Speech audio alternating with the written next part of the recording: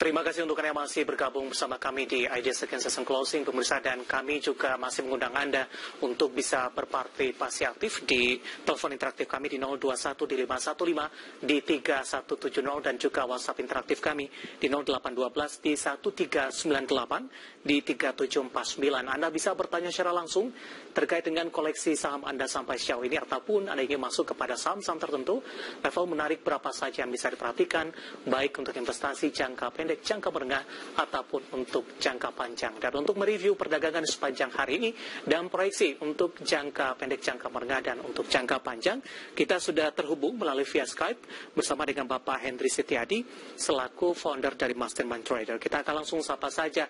Pak Hendry, apa kabar, Pak? Selamat siang, Pak David. Kabar baik, luar biasa, Pak. Baik, terima kasih Pak Hendry sudah meluangkan waktu di IDX Channel, Pak Hendry. Hari ini merupakan hari pertama perdagangan, Pak, di semester kedua di 2020. Indeks harga saham gabungan 49 mampu ditutup di perdagangan sesi kedua. Meskipun tadi sempat menyentuh ke level terendah di 4.800, tampaknya dalam beberapa perdagangan terakhir pergerakan IHSG lebih cenderung flat nih sepertinya, Pak Hendry, dengan range yang tidak terlalu signifikan, Pak. Ya, benar, Pak. Memang Pak David, kalau kita perhatikan ya, di awal bulan ini, bulan Juli, itu pergerakannya juga tidak begitu lebar ya. Karena kita dilihat ya, biasanya itu at least pergerakannya lebih dari 100 poin ya. Tapi memang terakhir dalam satu pekan ini ya, masuk di awal bulan Juli ini hanya sekitar 60 sampai dengan 70 poin saja. Baik, dengan range yang sempit ini, bagaimana aktivitas dari para investor, Pak Hendry, secara keseluruhan, baik asing maupun domestik, bagaimana posisinya? Ya, kalau dari investor asing, ini juga mereka melihat bahwa banyak sekali ya peluang untuk masuk kembali posisi, karena kita tahu bahwa banyak sekali harga yang sudah under value, tapi secara fundamental itu kinerja perusahaannya berjalan baik.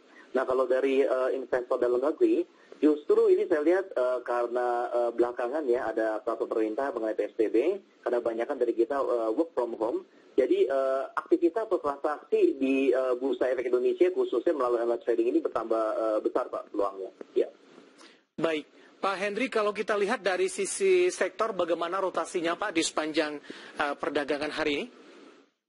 Ya, dari sektor ya, kelihatannya ada pergeseran ya, Pak ya. Dari sebelumnya itu kita lihat mining ya, nggak terlalu maksudnya nggak terlalu menjadi penopang ya untuk kinerja ESG. Kemudian hari ini kita lihat terjadi pergeseran sektor yang menjadi penopang IHSG hari ini, yaitu sektor di agriculture, mining, industri dasar, kemudian perbankan, Pak. Ya. Baik, Pak Hendry, saya cukup tertarik ini dengan pergerakan dua saham Pak Hendry, ini dari industri kertas, Pak Hendry. Sempat mengalami, kalau kita review ya, Pak, flashback ke beberapa waktu perdagangan terakhir, sebelumnya sempat juga mengalami penguatan signifikan. Ada Tekim dan INKP di sini. Namun tertekan kembali cukup dalam, kemudian kurang juga direkomendasikan dan pergerakannya juga kurang terpantau dan kurang banyak diperhatikan. Tapi dalam 2 hari perdagangan terakhir, Tekim dan INKP mengalami penguatan signifikan dan posisi penguatannya masih terus berlanjut di perdagangan hari ini. Pak Hendry, analisis Anda?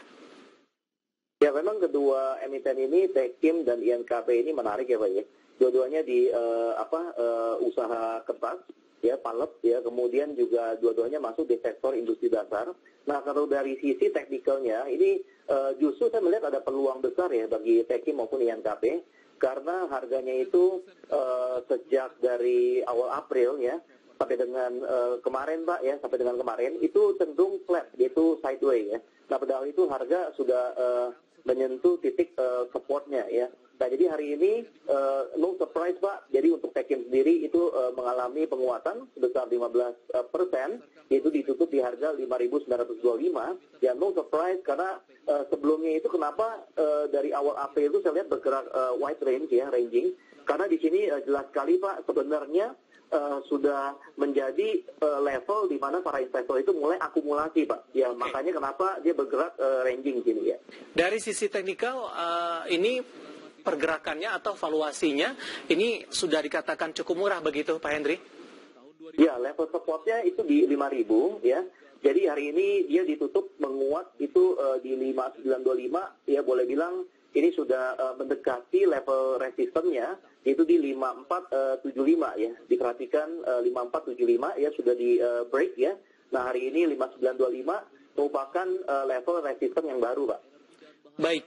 Pak Henry, ini untuk Tekim dan INKP, kita ke Tekim terlebih dahulu seperti yang sudah Anda jelaskan tadi, ini sudah memasuki hari kedua kalau tidak salah penguatan oleh Tekim ini. Kalau kita lihat dari sisi persentasenya, ini sudah mengalami penguatan signifikan, Pak Henry. Apakah memang dari sisi penguatan yang sudah signifikan, ketika pembukaan sesi pertama di perdagangan esok hari, peluang untuk mengalami kenaikan untuk Tekim masih terbuka? Ya, memang kalau dilihat dari penguatannya hari ini sebesar 15,04%, ada saja secara psikologi bagi investor yang sudah masuk lebih dahulu, Pak, ya tadi di harga let's say yang mendekati supportnya di 5.100 untuk melakukan yang namanya aksi profit taking. Okay. Ya, tapi di sini Pak sekali lagi masih besar sekali peluang bagi taking untuk melanjutkan penguatan. Karena level resisten sebelumnya sudah di break, yaitu di tadi 5.400-an ya. Ini harga sekarang di 5.925 ya.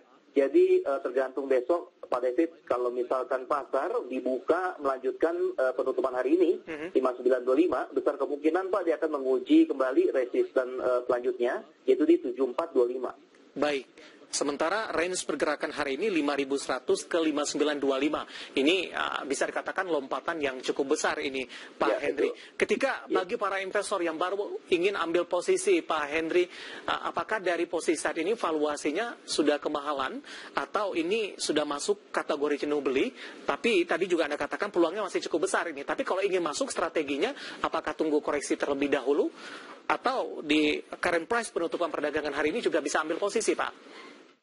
Ya, jadi tergantung pada trading plan dari para calon investor di sini untuk emiten Tekim. Jadi kalau misalkan untuk medium term lah Pak ya, long term sekarang agak sedikit volatile, kita bicara long term. Untuk medium term sebenarnya besok boleh masuk Pak di current market price ya, asalkan market itu dibuka jangan di bawah level penutupan hari ini 5.95. Oke, baik. Iya. Apakah strateginya juga sama untuk INKP, Pak Henry? Atau Anda memiliki rekomendasi dan perlakuan yang berbeda untuk INKP? Singkat saja, Pak. Iya, baik, Pak David. Jadi kalau untuk INKP, ya secara technical view-nya hampir sama, Pak. Ya, hanya saja kalau INKP ini kan range pergerakan harganya sedikit lebih besar, ya, yaitu Rp300. Kalau tadi normal itu sekitar 200-an, ya. Jadi kalau untuk INKP, hari ini pun sudah ditutup menguat 5,43%, itu di harga 6.300. Jadi yang sudah masuk posisi itu bisa perhatikan level supportnya, yaitu di 5.300, ya 5.300 level supportnya. Kemudian untuk level resistennya, yaitu level high yang terbentuk hari ini di 6.400. Baik. Pak Henry, menarik. Kita akan jeda kembali terlebih dahulu, nanti kita akan lanjutkan. Nanti kita akan coba lihat saham-saham apa saja yang Anda rekomendasikan untuk perdagangan esok hari. Nanti kita akan lanjutkan, Pak Henry. Dan pemirsa telah bersama kami, Adi Session Closing akan segera kembali sesaat lagi.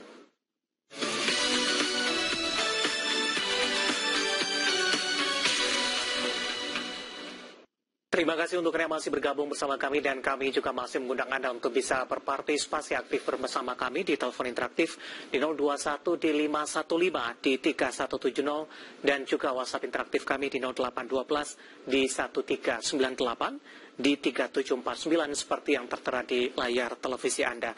Dan sebelum kita lanjutkan perbincangan, pemirsa, kita akan coba lihat saham-saham apa saja yang direkomendasikan oleh Bapak Henry Setiadi untuk perdagangan esok hari. Dapat Anda saksikan juga di layar televisi Anda. Cukup bervariasi dari pertambangan, batu bara tepatnya ada IPMG, kemudian dari infrastruktur ada Telkom, kemudian dari perbankan Big Cap ada BBRI dan BMRI yang lebih direkomendasikan, di mana keempat saham ini direkomendasikan buy untuk perdagangan esok hari, dan semoga bisa menjadi referensi untuk Anda. Kita lanjutkan kembali perbincangan bersama dengan Bapak Henry Setiadi selaku founder Mastermind Trader, dan kami juga masih mengundang Anda untuk bisa berpartisipasi di telepon interaktif dan WhatsApp interaktif kami seperti yang tertera di layar televisi Anda. Pak Henry. Ya, Pak David. Ya, menarik saham-saham pilihan yang Anda rekomendasikan Pak Henry ke infrastruktur terlebih dahulu ada Telkom. Ini pergerakannya pasca dari KUM ini mengalami koreksi yang cukup dalam Pak Henry. Sementara pada penutupan sesi kedua di perdagangan hari ini, tekanan masih terus berlanjut Pak. Minus di 0,33% dan ditutup di level 3040. Anda rekomendasikan buy? Sebenarnya level ideal untuk masuk kepada Telkom dengan pelemahannya dalam beberapa waktu terakhir, Pak Henry?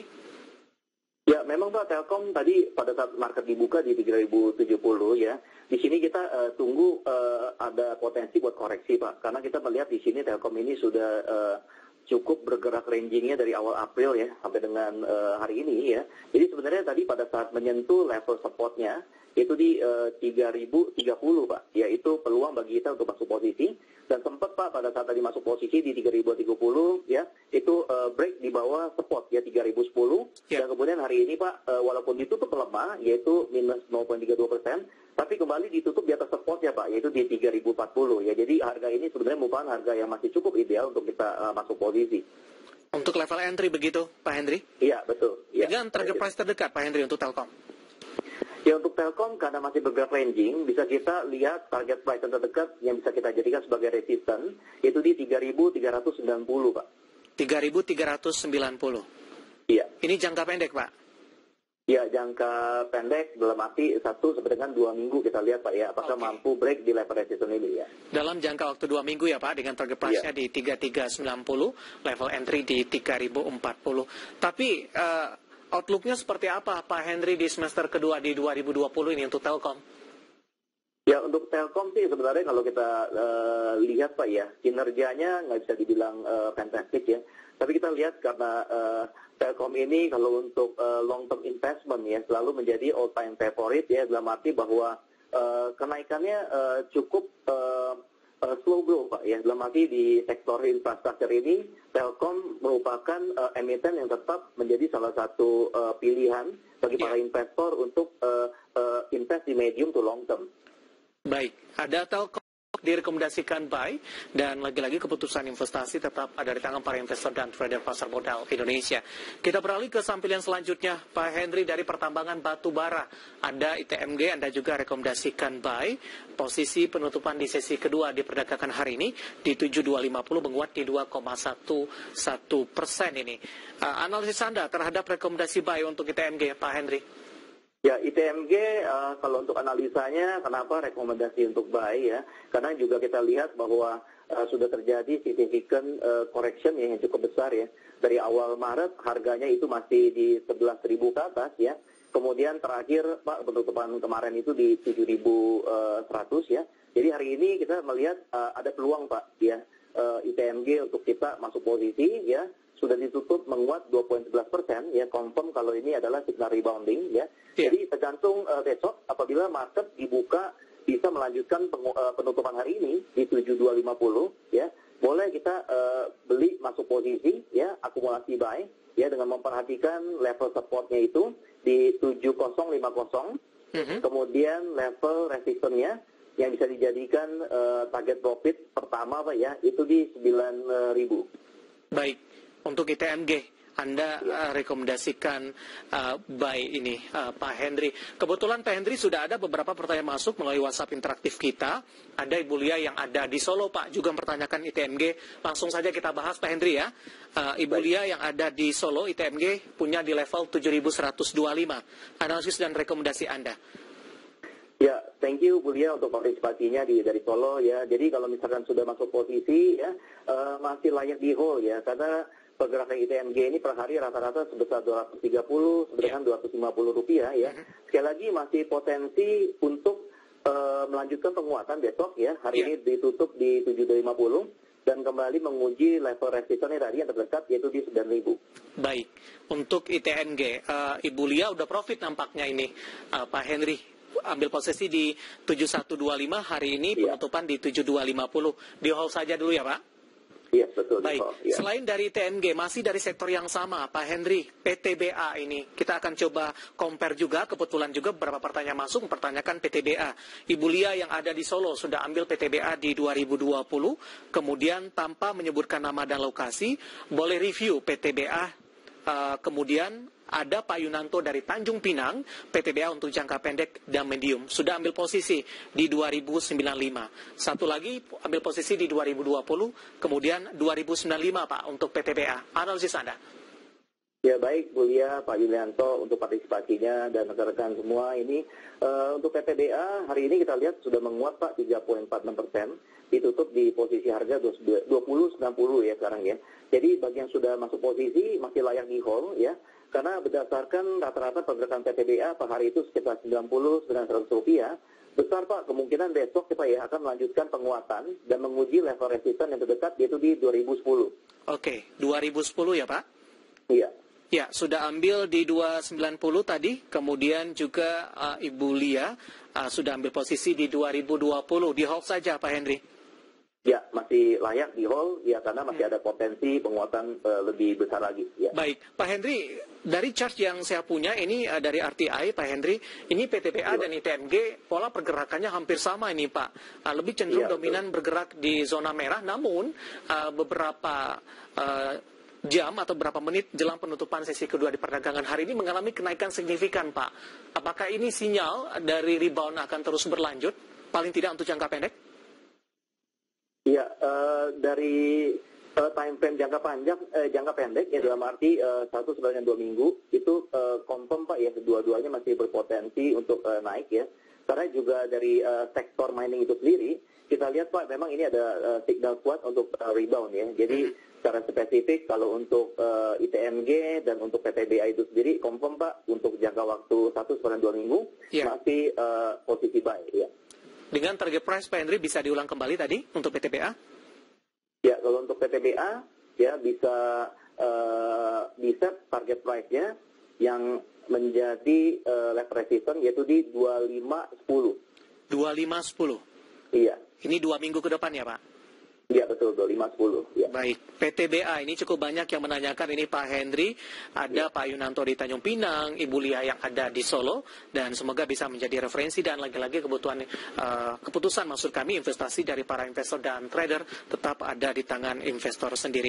Pak Henry kita lanjutkan, selain dari pertambangan batu bara, untuk saham lainnya ada Java Pak di level 1185. Analisisnya Pak Henry untuk Java, untuk Ibu Lia yang ada di Solo ini.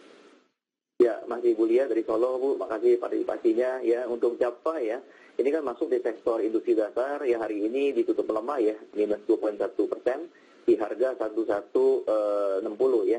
Jadi kalau Bu Lia sudah masuk posisi untuk JPFA, ya sekali lagi ini juga belum confirm kalau ini uptrend ya, masih dalam tahap ranging ya. Tapi kalau misalkan untuk dipantau 1 sampai 2 minggu ke depan ya tetap masih ada potensi untuk dia rebound ya. Perhatikan level supportnya itu di 1075 ya. Penutupan hari ini di 1100 masih di atas level support, jadi masih relatif reasonable untuk di hold ya. Kemudian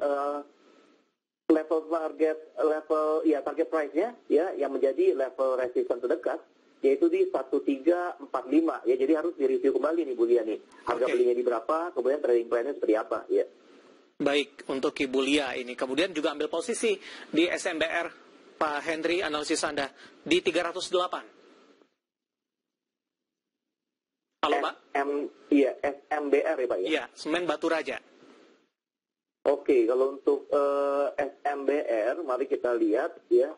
Hari ini nggak terlalu besar ya pergerakannya ya. Itu ditutup di 310, yaitu hanya naik ya. Itu 0,64% ya. Jadi Bu Lia, bagi yang sudah masuk posisi di sini, SMBR ini juga bergerak ranging ya. Perhatikan level supportnya itu di 284 ya, sekali lagi 284. Kemudian dengan rata-rata pergerakan SMBR itu per hari nggak terlalu besar, antara 28 sampai dengan 30 rupiah. Perhatikan level resistennya yaitu di 344 kalau untuk SMBR. Baik. Pak Henry, menarik Pak, kita akan jeda, kita masih punya satu segmen lagi, masih ada beberapa pertanyaan, nanti kita akan coba ulas satu persatu, dan pemirsa telah bersama kami, Adi Sekjen Closing akan segera kembali sesaat lagi, line telepon dan WhatsApp interaktif kami masih buka untuk Anda.